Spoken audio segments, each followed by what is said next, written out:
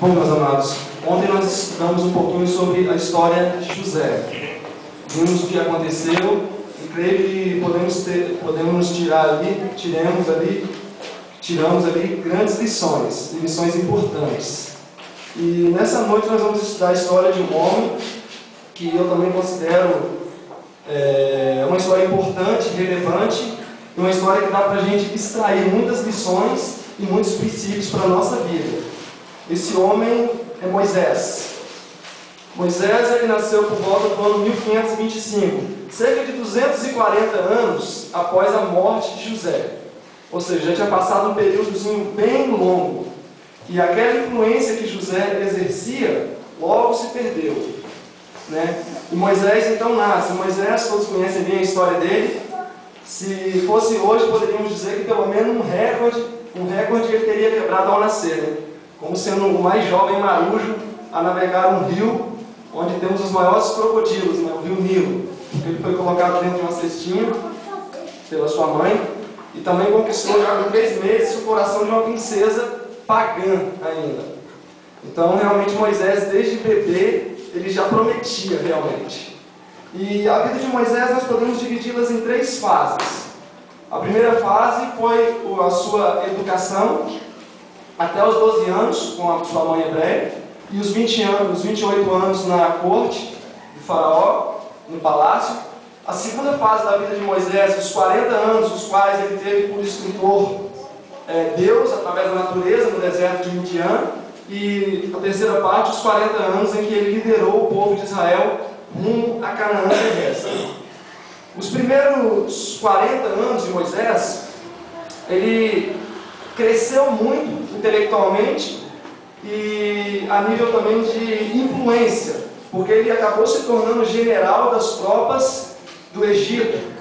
E ele foi um grande líder, ele era já um grande líder das tropas do Egito. A sua segunda fase foi no deserto.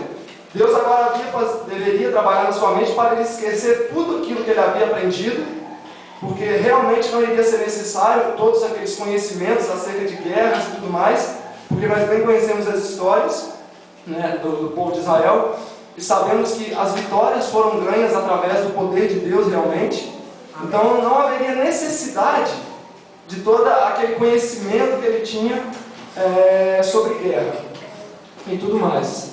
E ao término desses 40 anos que ele esteve no deserto, Deus então o chama para fazer aquela grande obra que ele deveria fazer, que era libertar o povo cativo, o povo de Israel. E as pessoas a início não confiaram muito na sua liderança, né? Não julgaram que ele fosse digno de liderar o povo, mas Deus havia capacitado e preparado ele durante 40 anos para que ele fosse um bom líder. Ele deveria exercer abnegação e amor para com aqueles que ele fosse liderar. E isso me faz até lembrar uma história. Pouco antes de eu vir aqui para São Paulo, alguns amigos meus queriam ir até uma montanha e eu nunca tinha ido, embora eu tivesse muita vontade de ir. E era um tanto perigosa, né? As pessoas até aconselhavam que não era bom ir, que muitas pessoas iam até essa montanha e acabavam se perdendo, né? E esses amigos meus eram da cidade. A gente vai, a gente chama de Silveirinho, ele é acostumado, mora na roça, e não vai ter problema nenhum, a gente vai e vai voltar com segurança. Confiaram que eu fosse um bom líder, um líder preparado, né? Um líder com responsabilidade para conduzi-los com segurança até um local perigoso e retornar com eles em segurança. Aí um domingo, pela manhã, levantamos bem cedo, colocamos nosso almoço na mochila e subimos a montanha. Andamos bastante até chegar ao pé da montanha e começamos a subida. Gastamos mais de 3 horas até chegar ao cume da montanha. E almoçamos, chegamos praticamente na hora do almoço, e a hora de retornar, começou o problema com o líder. Eu comecei a descer, e eu me perdi da trilha, em um certo momento da montanha, né? E em vez de começar a descer reta, onde sairia na estrada, sem perceber, eu comecei a andar de lado na montanha. Era muito grande a montanha, e a mata muito alta, então algumas vezes eu tentava subir numa árvore para tentar visualizar alguma coisa, para ver qual a direção tomar, não conseguia. E começou a dar tarde, e o coração começou a apertar, principalmente o meu, que eu olhava para os meninos, embora fossem todos homens já com 20 anos, 20 e poucos anos, aquele monte de olhinhos assustados, querendo dizer, e aí? E eu mais ainda, mas eu não poderia demonstrar que estava mais nervoso que eles, né, porque senão ia ser complicado. Então toda vez que eles me perguntavam, e aí, Silveirinho, o que você acha? A gente vai conseguir? Vamos conseguir. Vamos orar primeiro? E a gente oramos muito, acho que foi o dia que eu mais orei. Toda hora andávamos um pedaço e orava, e nada de conseguirmos sair de dentro da montanha. Aí chegamos em um local que tinha água. Aí eu falei, agora está mais ou menos complicado, porque a hora que a gente foi, eu não passei onde tinha água. E aí alguém pegou e falou, é melhor a gente seguir o curso do rio. Eu falei, mas se a gente for seguir o curso do rio, a mata vai ser cada vez mais fechada. A tendência então é a gente subir. Aí eu peguei, pegamos e oramos novamente, e eles confiando no líder. Mesmo eles vendo que a gente estava numa situação muito desfavorável, eles estavam confiando em mim. Eu falei, vamos orar novamente. Nós oramos novamente, eu falei, eu vou subir nessa árvore. Aí eu subi nela, era fina, aí cheguei em cima, pulei de uma a outra, subi mais alto, e não consegui ver nada. Mas eu consegui ver uma trilha embaixo, né? Eu falei, eu consegui ver uma trilha ali, vamos lá ver, talvez a gente consiga se guiar por ela. Aí os meninos já estavam bem preocupados, já, embora não estavam demonstrando, estavam confiando ainda, né, que eu pudesse dar uma solução.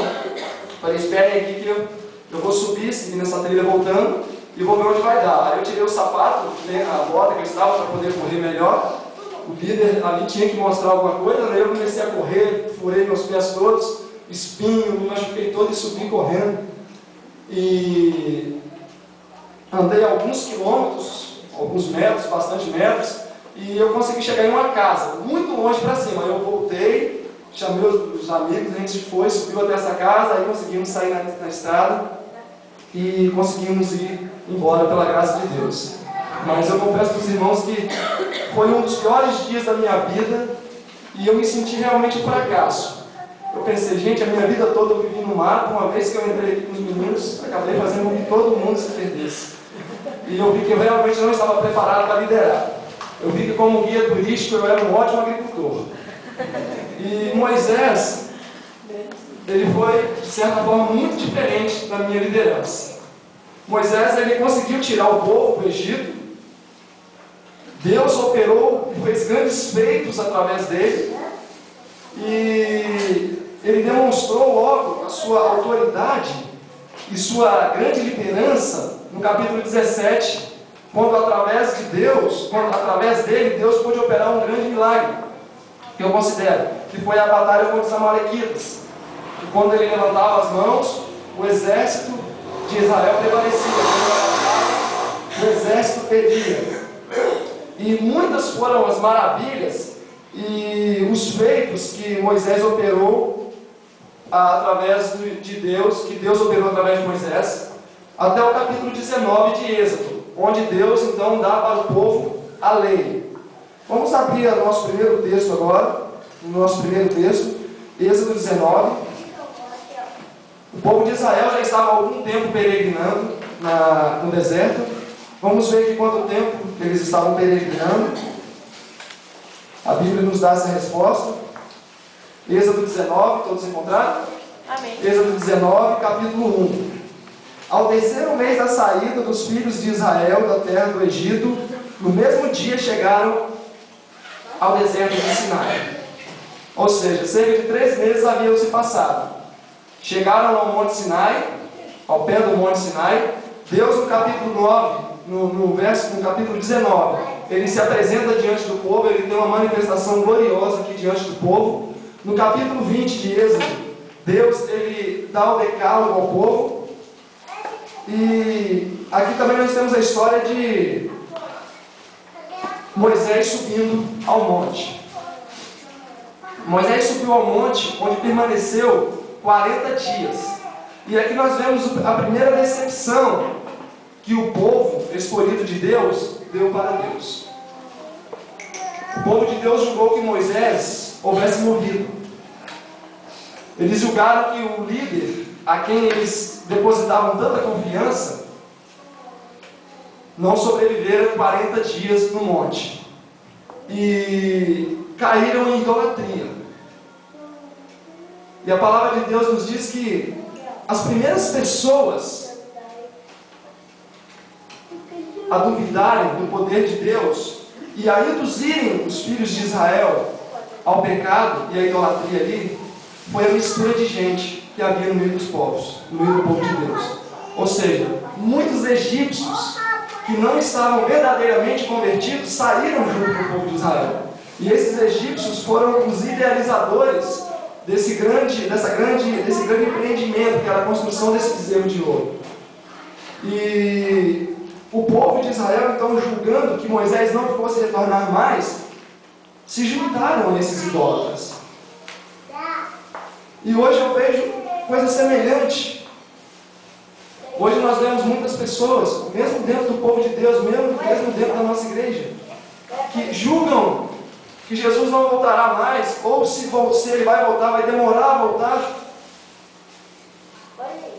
Começamos a achar que simplesmente porque estamos há mais de 40 anos nesse deserto também, Jesus não voltará mais. E começamos então a desanimar as palavras, com as nossas palavras, a desanimar as pessoas também. Por outro lado, existe um outro grupo de pessoas que pregam somente Jesus volta amanhã, mas esquecem também de edificar a sua casa. Querem limpar a casa de todo mundo, querem limpar a rua de todo mundo, mas esquecem de limpar a sua própria casa, a minha própria casa. Sabe, meus amados, muitas das vezes nós desejamos muito o dia do Senhor. Muitas das vezes nós pregamos muito que Jesus irá voltar. Muitas das vezes nós depositamos as nossas esperanças em que Cristo irá voltar para nos buscar. Mas esquecemos de nos perguntar o porquê que Ele ainda não voltou. O porquê de estarmos em um mundo que está auto se destruindo. E Jesus ainda não voltou. Já passamos por guerras mundiais. O povo hoje é uma geração de pessoas doentes. Infelizmente, nós estamos vivendo em um contexto em que o mundo já não se suporta mais. E muitas das vezes ainda desejamos o dia do Senhor sem a nossa casa estar devidamente arrumada. E Amós 5,18 nos dá um texto que é uma verdadeira repreensão. Nos diz assim: ai daqueles que desejam o dia do Senhor, para que vós quereis o dia do Senhor? Será um dia de trevas e não de luz? É como se o homem fugisse de um leão e encontrasse-se com a cobra. Nós devemos nos preocupar mais hoje, como igreja, de uma forma geral, como jovem, como idoso, como quem quer que seja, em enfatizar mais o porquê ainda de estarmos nesse mundo de pecado, o porquê de ainda permanecermos aqui. E com certeza iremos frutificar muito mais. E essa era a situação do povo de Israel. E eles erraram, porque Moisés não morreu. E Moisés foi avisado por Deus que o povo havia caído em apostasia. E ele desceu então com as tábuas da lei, as quais ele tinha subido ao monte para buscar. Chegando lá embaixo, ele detectou e viu que o povo estava em completa idolatria. Então ele quebra as duas tábuas da lei diante do povo. E a palavra de Deus nos diz que o símbolo dele ter quebrado aquelas tábuas era que Deus também estava quebrando com eles o pacto que havia sido feito lá no capítulo 19. Assim como o povo quebrou o seu pacto com Deus, ao caírem na idolatria, Deus também agora quebrara o seu pacto com o povo. E Moisés agora tem uma dura tarefa, que é interceder por um povo que não merece intercessão. A mesma tarefa que Cristo tem. Vamos ver aqui um verso mais agora. Capítulo 32. Êxodo capítulo 32.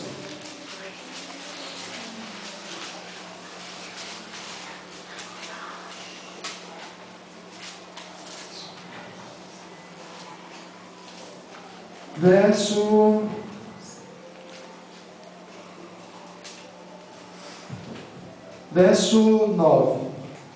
32, verso 9. Disse mais o Senhor a Moisés: Tenho visto a este povo, e eis que o povo de dura cerviz. Agora, pois, deixa-me, para que o meu furor se acenda contra ele, e o consuma, e eu farei de ti uma grande nação. Deus, então, vê que há a necessidade desse povo ser exterminado, porque ele não poderia cumprir o seu propósito com esse povo, porque o povo estava em apostasia, em idolatria. E Moisés então se interpõe entre o povo e Deus, se tornando mediador do povo. E Moisés, ele nos dá aqui uma dupla lição de amor. Ele demonstra um amor inabalável por Deus e um amor inabalável também pelo povo. Vamos ver aqui o verso 11. Qual foi a resposta de Moisés para Deus? Moisés, porém, suplicou ao Senhor, seu Deus, e disse: Ó Senhor, por que se acende o teu furor contra o teu povo que tiraste da terra do Egito, com grande força e com forte mão? Porque hão de falar os egípcios, dizendo: para o mal tirou, para o mal os tirou, para matá-los nos montes e para destruí-los da face da terra? Moisés, à primeira instância, ele detecta que se Deus destruísse o povo, o nome de Deus seria denegrido. As nações pagãs iriam ter realmente razão, porque aquele Deus de amor que fez tantos feitos, tantos milagres, retirou o povo do Egito para matá-los no deserto. Moisés então se interpõe entre o povo. Agora eu faço uma pergunta para os irmãos. Moisés também se preocupou com o caráter de Deus, porque os egípcios iriam falar mal de Deus, e isso também foi motivo de preocupação para Moisés. O que seria mais importante hoje na minha vida? É eu defender a honra de Cristo? É eu defender o nome de Cristo, que muitas vezes é vituperado? Ou ir para o céu? E a história de Moisés nos dá uma resposta quanto a isso. Vamos ver o que Moisés considerava mais importante: se era ele ir para o céu, ou se era ele defender a honra de Deus e a preservação do seu povo. Verso 32 do mesmo capítulo. Êxodo 32, verso 32. Agora, pois, perdoa o seu pecado, senão risca-me, peço-te do teu livro, que tens escrito. Se fosse para Deus destruir o povo, se fosse para Deus sujar o seu nome na boca dos gentios, Moisés não queria ir nem para o céu. Ele considerou reivindicar o caráter de Cristo diante das nações pagãs de maior importância do que a sua própria salvação. E isso deve ser uma lição muito grande para nós. Porque será que nós que somos pais, que somos mães, que somos esposos, que somos esposas, que somos líderes, estamos dispostos pelo menos a dar uma hora por um irmão? Será que estamos dispostos talvez a sacrificar um dia por um irmão? Será que estamos dispostos a sacrificar talvez algum momento meu para ajudar um necessitado? Porque Moisés, por um povo pagão, que eles estavam agora envolvidos no paganismo nesse momento, por um povo que não merecia, um povo pecador, ele preferiu que seu nome fosse riscado dos céus. Nós podemos detectar que na vida de Moisés, especialmente nesse quadro aqui, ele se demonstra ser um perfeito tipo de Cristo, porque a mesma atitude que Cristo teve em sair dos céus, onde ele era favorecido, e veio ao mundo de pecado, e morreu por nós, também pecadores. E ele fez isso sem que nós tivéssemos o merecimento. Ele fez isso unicamente por amor. Ele fez isso por bondade. Então, meus amados, reivindicar a honra de Cristo nesse mundo de pecado deve estar acima até mesmo da nossa própria salvação. E quem fez isso foi Moisés. E nós devemos ter esses homens como grandes exemplos para nós, se quisermos também ter sucesso. E esse não foi o fim das provas que o povo passou. Em Números 11, o povo de Deus também novamente caiu em apostasia algum tempo depois. E dessa vez muitos morreram. E novamente, segundo a revelação e segundo a própria palavra de Deus, foi o resultado de ter entre o povo pessoas pagãs, pessoas do Egito. E no capítulo 12 de Números, a gente vai ver uma história aqui. Números capítulo 12. Uma história que eu considero importante também. Nós vemos que Moisés, ele não teve somente o apoio de Cristo, mas ele também teve como defensor Cristo.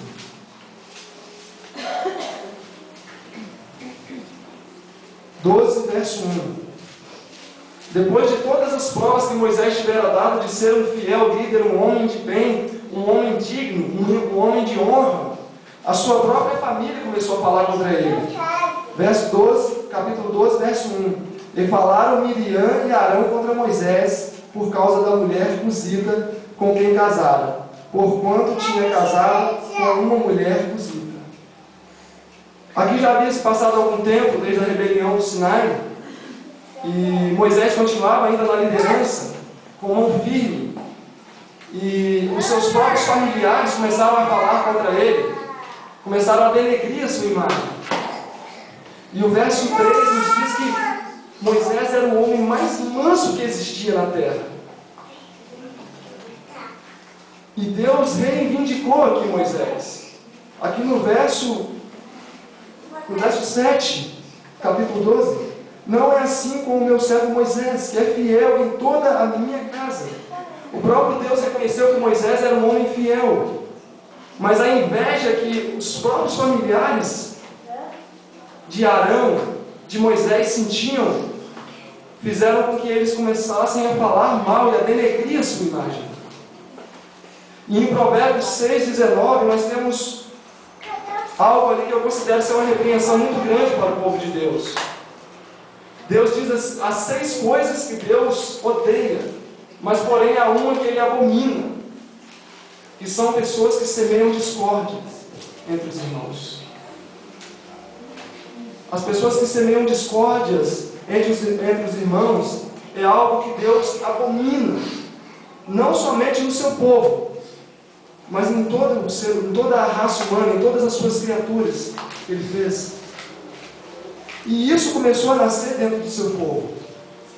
E isso também deve ser para nós hoje uma advertência muito grande. Sabe por quê, meus amados? Porque Moisés, no capítulo 20 de Números, ele cometeu um erro. Ele cometeu um pecado. Dentro dos 40 anos que ele estava no deserto também, junto com o povo, passando por esse período, ele cometeu um pecado, que a Bíblia nos registra. E por causa desse um pecado, o que aconteceu? Ele foi impedido de entrar na Canaã terrestre. Por causa deste um pecado. E isso deve ser uma lição muito grande para nós, porque se eu chego na minha casa, como todos os dias, e se a minha tarde eu tiver discutido com algum amigo, tiver tratado mal alguém, tiver tratado mal qualquer pessoa, ou mesmo na minha própria casa, se eu tiver tratado alguém da minha família de forma ruim, e for deitar e não acordar mais, como acontece com muitas pessoas, o que seria de mim? O que seria de mim? O que seria de vocês? Muitas pessoas hoje se deitam, têm um infarto fulminante, morrem sem ao menos ver. E Moisés, por causa de um pecado, não lhe foi permitido entrar na Canaã terrestre. Mas nós devemos também ter a consciência de que nós corremos um grande risco também de termos pecado em nossas vidas e não entrarmos na Canaã celestial. Por isso, meus amados, nós devemos considerar importante esse período em que nós estamos passando, esse deserto, que é esse mundo. É claro que nós já estamos há um bom tempo nesse deserto. É claro que nós devemos abandonar os nossos erros a cada dia. Mas uma coisa também eu tenho que dizer aos irmãos: nós devemos tomar muito cuidado. Muito cuidado, porque nós não sabemos também o dia em que o nosso Salvador vai voltar. E nós não sabemos também quando que a porta da graça vai se fechar para nós. Porque se eu morresse hoje, a porta da graça teria se fechado hoje para mim. E aí sim, a minha situação seria difícil. Porque eu não sei se ainda, se eu já venci tudo o que eu deveria vencer. E a palavra de Deus nessa noite, meus amados, para nós, é que nós tomemos não só como exemplo, mas como lição a história de Moisés. Porque Moisés também foi um grande tipo de Cristo. Porque assim como Herodes, ele promulgou um decreto para matar todas as crianças, durante a infância de Moisés foi promulgado um decreto para matar todas as crianças. Assim como pelo poder do Espírito Santo Jesus foi preservado, Moisés também foi preservado. E assim como Deus também tem preservado as nossas vidas até aqui, é porque Ele quer nos dar a oportunidade de entrarmos nessa Canaã. Mas não na Canaã terrestre, mas na Canaã celeste. O meu apelo para os irmãos hoje, nessa noite, é que se existe alguma coisa na minha vida, ou na vida dos irmãos, que nos afastam de Cristo, e Isaías 59:2 nos diz que nos afasta de Cristo, são os nossos pecados. Eu convido que você se coloque de joelho comigo para rogarmos por misericórdia ao nosso Deus.